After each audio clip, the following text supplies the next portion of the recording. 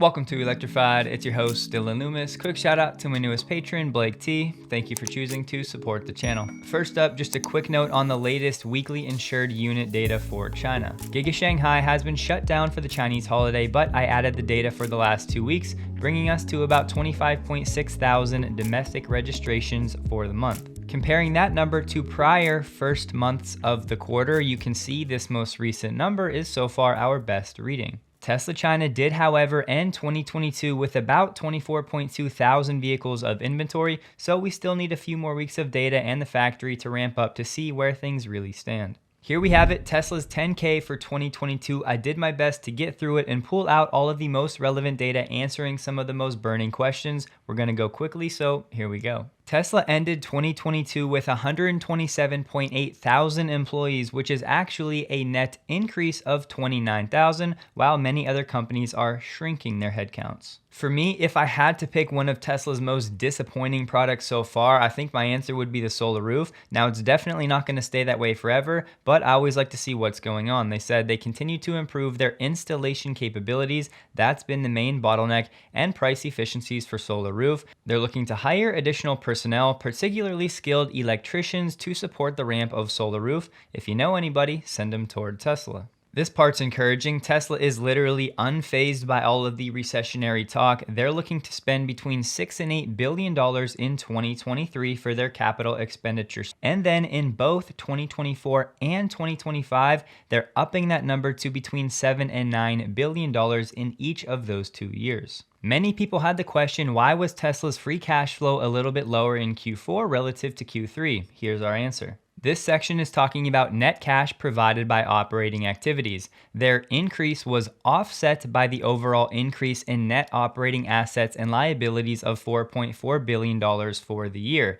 This number was mainly driven by a larger increase of inventory during 2022. So heading to Tesla's inventory, we see that every line item, raw materials, work in progress, finished goods, and service parts all saw an increase over 2021. Here's where the narrative gets twisted though. The biggest increase was actually in raw materials, over a $3 billion increase, whereas everybody talks about Tesla's vehicles being a huge driver of the inventory numbers. That's true to some degree. However, that line item only contributed about a $2 billion increase, and they say right here that this one footnote also includes energy products available for sale. So what does this actually mean? Think about it like this. When Tesla makes a car but doesn't yet sell it, meaning it's in transit, they don't yet put that car in cost of goods sold. It actually goes to inventory on the balance sheet.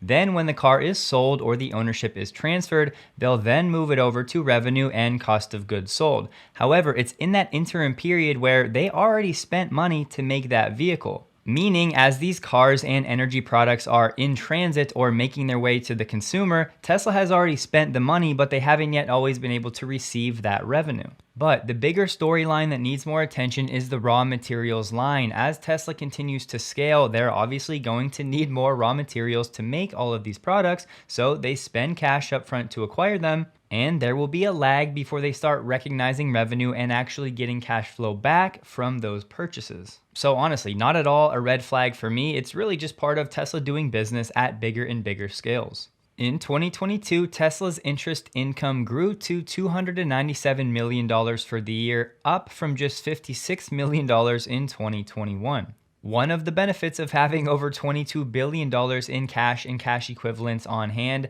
this was actually 430% growth from 2021. So if we assume even a fraction of that, we could see this number for Tesla in 2023 over $750 million.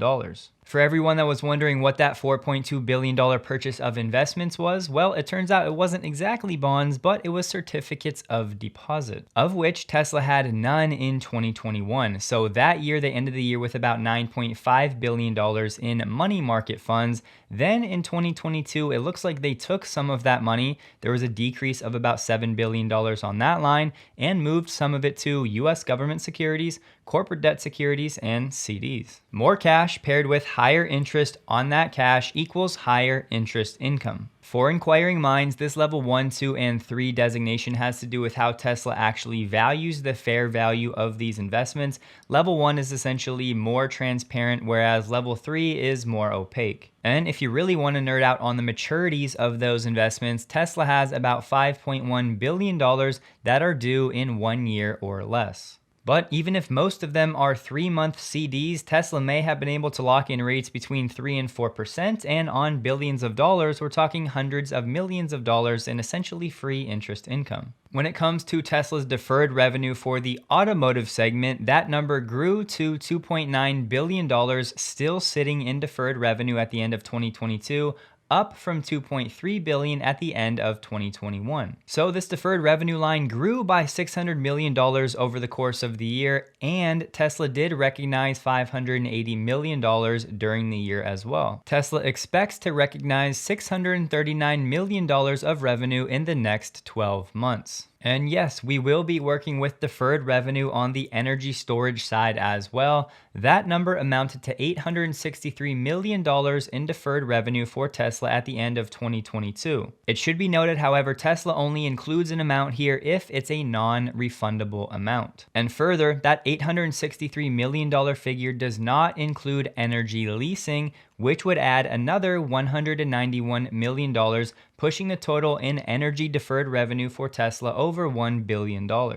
And this $863 million in deferred revenue grew from $399 million in 2021, which yes, is up over 100%. So the Megapack ramp is fully underway. The easiest way to think about deferred revenue for Tesla Energy is that Tesla receives customer deposits when they agree in terms to a deal. Then over the course of the project, as certain milestones are met, Tesla can then actually start recognizing some of that revenue.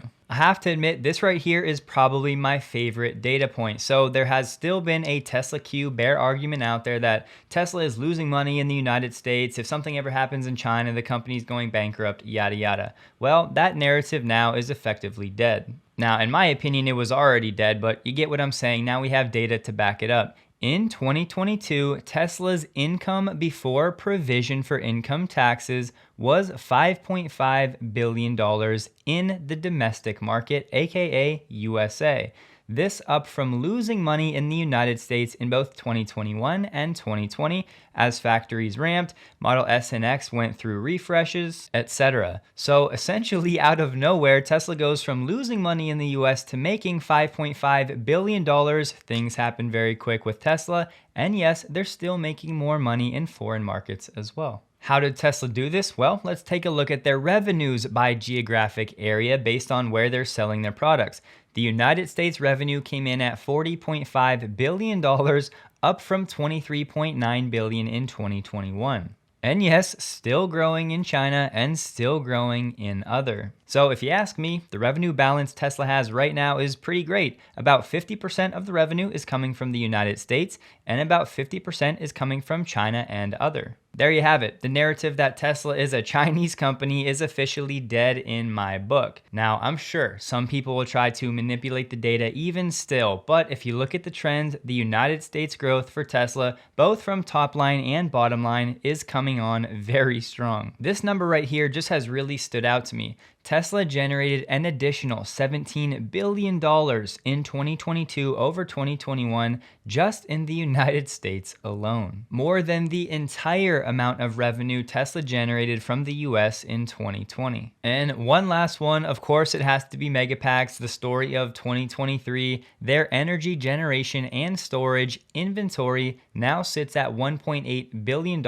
at the end of 2022, up from $779 million in 2021. And remember, when something's in inventory, that means it's not yet earning revenue for Tesla's financials yet. If any of this content is helpful, please like it so other people can see it. Tesla is actively looking to certify more solar roof installers, and they said they've already partnered with 85 plus companies across the US through their certification program. I'll preface this one with a Kevin Malone warning, but Brad Ferguson talking about a Megapack rumor that there's a ton of room in the current factory for expansion. He says it's rumored Tesla already has ordered enough equipment that arrives in October of this year to go from 40 gigawatt hours of capacity to 120 gigawatts thereafter at the Lathrop facility, a 3x in capacity. Hear me out, I cannot confirm this, however, I wanted to at least pass it along and we'll see what develops in the months ahead. I can promise you one thing, that most people are drastically sleeping on the IRA's impact of the energy storage market. Fluence's VP of Growth was beaming with confidence because batteries don't have to be paired directly on site with solar